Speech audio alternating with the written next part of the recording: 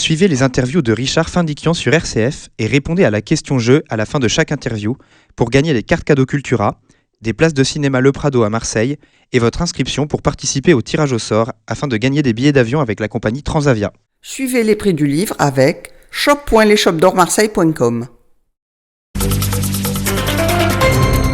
Richard Findiquian.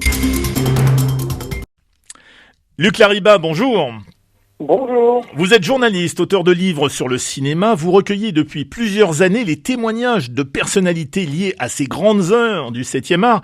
J'avais déjà eu le plaisir de vous interroger sur le très beau livre que vous aviez consacré au film culte de Jacques Deray, La piscine, avec Alain Delon et Romy Schneider. Aujourd'hui, vous publiez chez Hugo Images un ouvrage entièrement consacré à un acteur lui aussi culte, André Robert Raimbourg, plus connu sous le nom de Bourvil. Alors, qu'est-ce qui vous a inspiré à écrire un livre sur Bourvil? Pourquoi maintenant?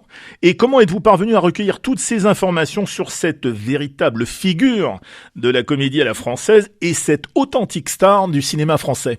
J'ai voulu écrire sur Bourvil parce qu'il a toujours fait partie de mon patrimoine cinématographique et de ma passion cinématographique depuis l'enfance. Et je trouve que c'est un comédien totalement complet. C'est-à-dire qu'il pouvait à la fois jouer dans des drames, dans de la comédie, dans du loufoque, dans des films policiers. Malheureusement, il est parti beaucoup trop tôt. Il est parti il y a 53 ans et il avait 53 ans à ce moment-là. Très jeune. Et très jeune. Et je trouve que on parle encore de lui, ses films sont diffusés, mais il y a vraiment des œuvres de sa carrière cinématographique qui sont complètement à redécouvrir. Et c'est formidable parce que c'est quelqu'un d'intemporel. Et je pense qu'il continuera de combler le public, d'interpeller le public, justement parce que l'intégralité de son œuvre cinématographique est riche et intéressante et diverse. Alors, parmi toutes les anecdotes que vous avez recueillies sur Bourvil à travers sa filmographie, y en a-t-il une qui vous a particulièrement surpris et que vous pourriez nous faire partager? La plus belle anecdote, c'est parce qu'aujourd'hui, Bourvil est très vite associé à Louis de Funès, grâce au Cornio, la Grande Vadrouille. Et c'est vrai que c'est très fort leur relation. Alors, il ne faut pas non plus ramener Bourvil qu'à Louis de Funès. Mais il faut savoir que quand Bourvil et De Funès ont joué ensemble pour la première fois dans Poisson d'avril en 1954, Bourvil est une star, est connu parce qu'il a fait de la chanson et qu'il a déjà eu plusieurs grands rôles au cinéma, alors que De Funès n'est rien. Et c'est quand ils vont se retrouver quelque temps après pour le Cornio, Louis de Funès sera reconnaissant à Bourvil d'avoir accepté qu'ils aient tous les deux leur nom côte à côte sur l'affiche, parce que là encore, au moment du Cornio, en 64, donc 10 ans après, 64-65, De Funès n'est pas du tout une star. Et Bourvil, lui, il l'est pleinement. Donc je trouve ça très beau qu'il y ait eu cette relation qui aujourd'hui perdure et continue d'interpeller le public, parce que c'est vrai qu'on associe très souvent Bourvil à De Funès, c'est très bien. Maintenant, il faut pouvoir, c'est une belle porte d'entrée sur la carrière de Bourvil. Maintenant, c'est vrai qu'il faut aller au-delà et puis pouvoir découvrir des œuvres où Bourvil est seul et remarquable, comme Seul dans Paris, Les Bonnes Causes, Fortuna, bien sûr, La Traversée de Paris même. Alors justement, 65 le Cornio, 66 la Grande Vadrouille. Comment, à votre avis, Gérard Houry a compris qu'il tenait un duo gagnant en associant Bourvil à De Funès? Et savez-vous comment cette alchimie est née dans la tête de Gérard Houry? Gérard Houry les connaissait tous les deux pour avoir joué avec eux au cinéma ou au théâtre avant de les associer. Puisque Gérard Houry était comédien, il avait fait du théâtre avec Louis de Funès, il l'avait dirigé dans un tout petit sketch dans un film qui s'appelle Le crime ne paie pas. Et dans ce sketch, De Funès avait dit à Houry, tu dois faire du cinéma comique, il faut que tu arrêtes le genre policier. Tu as une fibre comique. Et parallèlement à ça, Gérard Houry connaissait très bien Bourvil pour avoir joué à plusieurs reprises avec lui, dans Le Miroir à deux faces, dans Le Passe-Muraille, donc il s'était déjà croisé.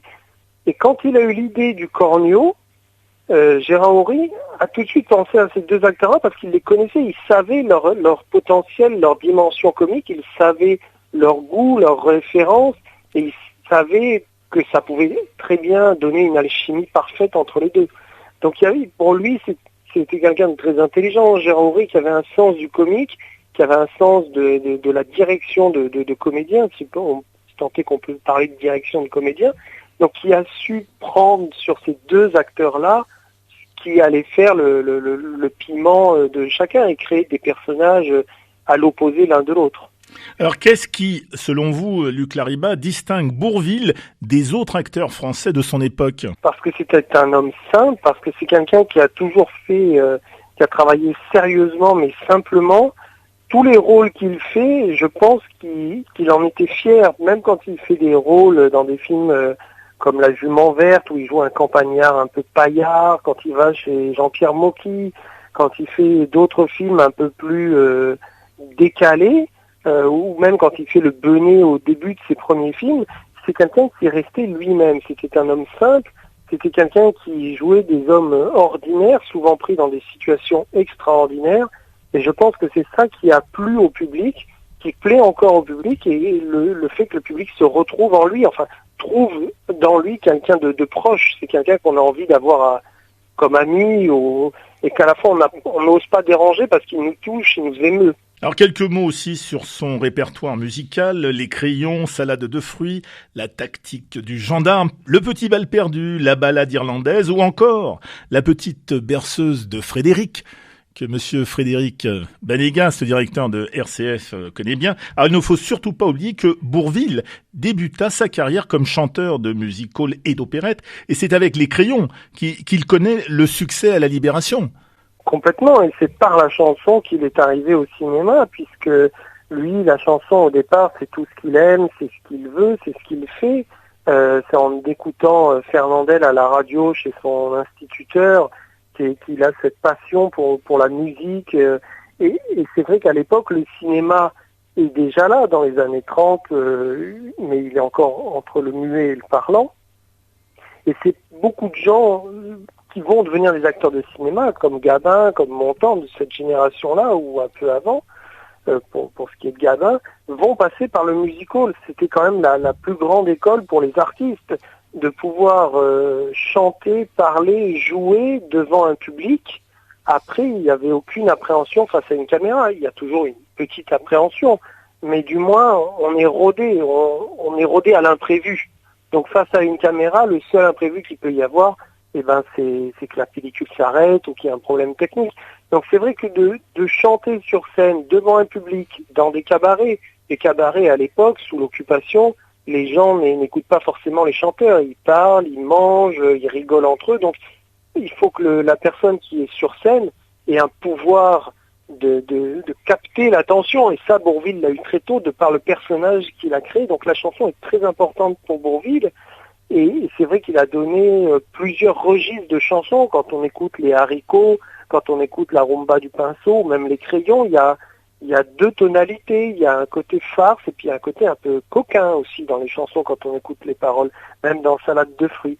Et puis c'est vrai qu'à partir fin des années 50 et dans le courant des années 60, les chansons vont être plus douces, plus émouvantes. Le petit bal perdu, Berceuse à Frédéric, toutes ces chansons-là.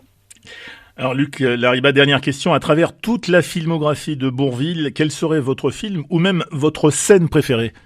Comme ça, je peux pas en choisir un, mais on peut noter Les Grandes Gueules, où il est dans un registre très, très singulier, et dans une partition magnifique face à Ventura. Bien sûr, Le Cercle Rouge, où il est admirable. Et on se dit que, voilà, quand il fait ce genre de film-là, il est à l'opposé de La Grande Vadrouille, qui pour moi est un chef-d'œuvre, et le film par lequel je suis arrivé à Bourvil.